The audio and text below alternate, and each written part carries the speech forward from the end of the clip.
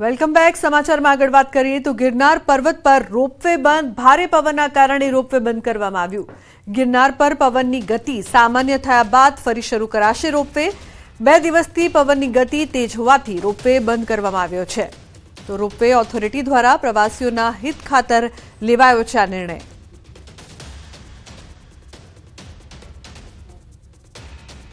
अन्य समाचार अमरेली थी। धारीना सरदारनगर पाछळना विस्तारमां डिमोलिशन असामाजिक तत्वोना दबाण पर बुलडोजर इरिगेशन विभागनी जमीन पर करवामां आव्युं हतुं दबाण। तो धारीना खोडियार डेम नजीक 2 शख्सोए दबाण कर्युं हतुं।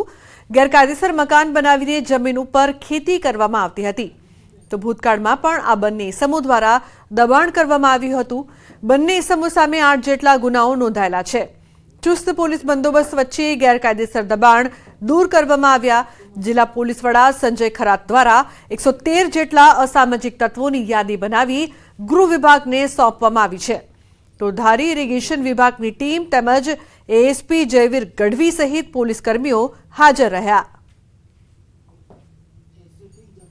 जे 2 गुनेगार छे रामाभाई लक्ष्मण मेर तथा कानाभाई लक्ष्मण मेर, जेमना विरुद्धमां मारामारी, प्रोहिबिशन, चीटिंग, एट्रोसिटी तथा लैंड ग्रेबिंग जेवा अनेक गुनाओ दाखिल है। तेमना द्वारा इरिगेशन डिपार्टमेंटनी जे जमीन है त्यां गैरकायदेसर बांधकाम करवामां आवेलुं हतुं।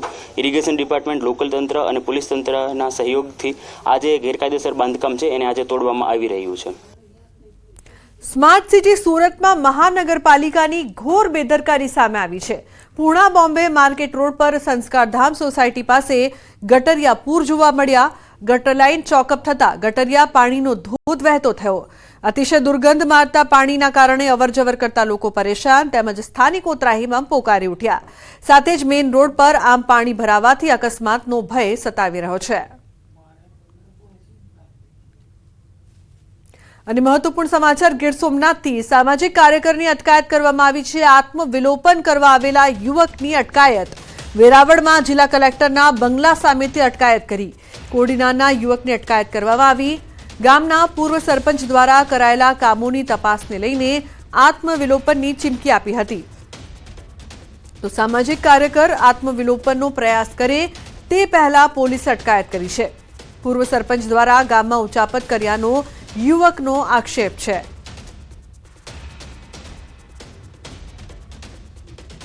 વાવથરા જિલ્લાના નવનિર્માણ નિર્ણયને લઈને વિધાનસભા અધ્યક્ષનો સત્કાર સમારંભ યોજાયો। આજના ચૌધરી સમાજ થરાદ દ્વારા સત્કાર સમારંભનું આયોજન કરાયું।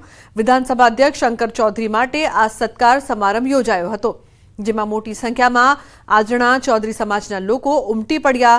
વિધાનસભા અધ્યક્ષ શંકર ચૌધરી સાથે પૂર્વ સાંસદ પરબત પટેલ અને બનાસ બેંકના ચેરમેન ડાયા પિલિયાતર પણ ઉપસ્થિત જોવા મળ્યા।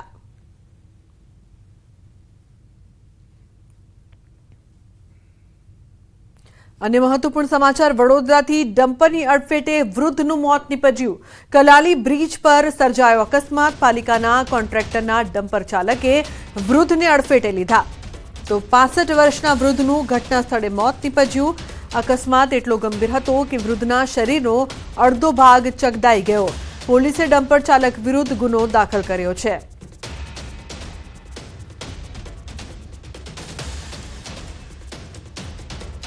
तो सूरत जिला में तस्करों तरखाट। માંગરોળના મોસાલી ગામે વેપારીના ઘરે ચોરીની ઘટના। ઘરના કબાટમાંથી 4.50 લાખ રોકડાની ચોરી કરી। સમગ્ર ઘટનાની જાણ પોલીસને કરાઈ। તો માંગરોળ પોલીસે આગળની કાર્યવાહી હાથ ધરી છે।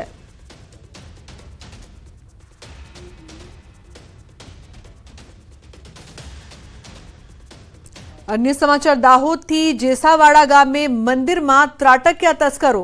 પદ્મનાથ મંદિરમાં ચોરી કરી મંદિરમાં પાછળના ભાગેથી સીડી બનાવી મંદિરમાં ઘૂસ્યા।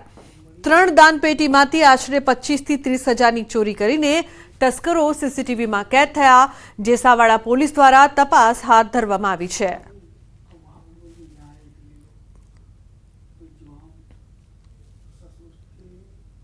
મહેસાણામાં સીલ કરેલો મુદ્દામાલ સગેવગે વરિયાળીનો જથ્થો સગેવગે કરાયો। પોલીસ અને ફૂડ વિભાગે સીલ કર્યો હતો મુદ્દામાલ। લીલા કલરનો પાવડર ચડાવેલ વરિયાળીની બેગો પણ સગેવગે। સીઝ કરાયેલ ₹74.32 લાખનો મુદ્દામાલ સગેવગે કરી દેવાયો। ઊંઝાના રામપુરા દાસજ રોડ પર 4 ગોડાઉનમાંથી મુદ્દામાલ ગાયબ થઈ ગયો। મુદ્દામાલ સગેવગે કરી ગોડાઉન પટેલ રમણભાઈ નામના વ્યક્તિને ભાડે પણ આપી દેવાયું. ઊંઝા પોલીસ મથકે ફરિયાદ નોંધાવાઈ છે.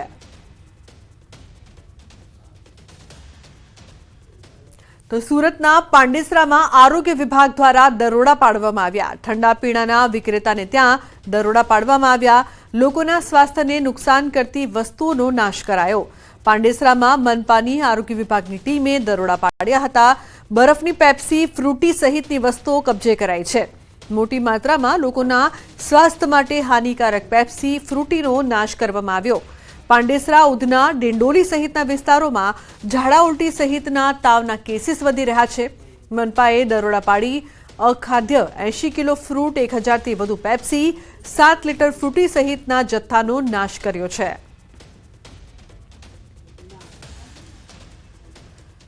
અમે આ વિસ્તારમાં આપણા સ્લમ વિસ્તારો છે, ઉધનાજનના જેટલા સ્લમ વિસ્તારો છે જેમાં રોગચાળાનું પ્રમાણ હમણાં વધી રહ્યું છે, ત્યાં એક ઝુંબેશ હાથ ધરીએ છીએ. તેમાં અમારી એક ટીમ બનાવવામાં આવેલ છે અને ટીમ દ્વારા જે આવા વિસ્તારો છે ત્યાં કોઈ પણ અખાદ્ય વસ્તુ જેવી કે ઠંડા પીણા છે, કોલ્ડ ડ્રિંક્સ, મતલબમાં જે પેલા પેપ્સી જો બાળકો લે છે, અત્યારે ગરમીના કારણે આવું બધું લોકો વધારે પીવાનું પસંદ કરે છે, ઠંડા પીણા કે આ પેપ્સીઓ. તો તેને અમે જગ્યા પર જ જઈને જે તે દુકાન પર, સંસ્થા પર ચેક કરીને જો મળતું હોય આવી વસ્તુ જમા લઈએ. જે અખાદ્ય જે ખરાબ ખાવાની વસ્તુ જેવી છે એ બધી જમા લઈને તાત્કાલિક એને જગ્યા પર નાશ કરીને પાવડરનો છંટકાવ કરીને એને આમની સાથે ગાડી પણ છે, કચરાની ગાડી, એમાં અમે નાશ કરી દઈએ છીએ અને તાત્કાલિક ટ્રાન્સપોર્ટેશન મોકલી આપીએ છીએ. સુરત પાલિકા આરોગ્ય વિભાગની કાર્યવાહી. જ્યાં પાંડેસરા વિસ્તારના પાણીપુરીના વિક્રેતાને ત્યાં દરોડા પાડવામાં આવ્યા. પાંડેસરા ગોવાલક ખાતે પાણીપુરી મેન્યુફેક્ચર ત્યાં આરોગ્ય વિભાગે દરોડા પાડ્યા. આરોગ્ય વિભાગ દ્વારા મોટા પ્રમાણમાં પૂરીનો જથ્થો નાશ કરાયો. મોટા પ્રમાણમાં પાણીપુરીનો જથ્થો નાશ કરીને દંડની કાર્યવાહી કરાઈ. ગંદકીમાં પૂરી બનાવવામાં આવતી હતી અને આરોગ્ય માટે હાનિકારક હતી, જેથી પૂરીઓનો નાશ કરાયો છે. હાલમાં આપણે ઉનાળાની સિઝનમાં પાણીપુરીનો હિસાબ થાય છે, જેના લીધે આપણને આરોગ્યને નુકસાન થતું હોવાથી હાલમાં પાંડેસરા વિસ્તારમાં, ગોવાલક વિસ્તારમાં પાણીપુરીની જે પૂરીનું બનાવવાનું નાના પાયે ઉત્પાદન થતું હોય છે એ જગ્યાએ ચેક કરવામાં આવે છે. તેમજ પૂરીનો નાશ પણ કરવામાં આવ્યો છે, નોટિસ આપવામાં આવી છે, તેમજ પેનલ્ટી કરવામાં આવી છે. ઉમરગામના સંજાણ નજીક રેલવે અંડરપાસના કામ દરમિયાન દુર્ઘટના સર્જાઈ છે. કામ દરમિયાન માટી ધસી પડતા 2 શ્રમજીવી દબાયા હતા, જેમાંથી એકનો બચાવ થયો તો એકનું મોત નીપજ્યું. મળતી માહિતી પ્રમાણે ટ્રેન પસાર થતા ધ્રુજારીના કારણે અંડરપાસમાં માટી ધસી પડી હતી. ઘટના બાદ સમગ્ર વિસ્તારમાં દોડધામ મચી હતી. ઉમરગામ પોલીસે સ્થળ પર પહોંચી તપાસ હાથ ધરી હતી.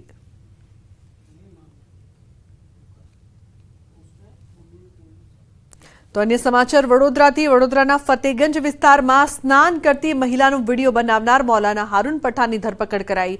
ઘટનાની વિગતવાર વાત કરીએ તો ફરિયાદી મહિલા સ્નાન કરવા ગઈ હતી, ત્યારે આ મૌલાના તેનો વિડીયો ઉતારી રહ્યો હતો. ફરિયાદી મહિલા મોબાઈલ ફોન જોઈ જતા તેણે સાસુને આ બાબતની જાણ કરી. સાસુએ નજર કરતા મૌલાના ઘરમાંથી ભાગતો નજરે પડ્યો. મૌલાનાની કરતૂતના સીસીટીવી પણ સામે આવ્યા છે. પોલીસે સીસીટીવી ચકાસી મૌલાનાની ધરપકડ કરી છે.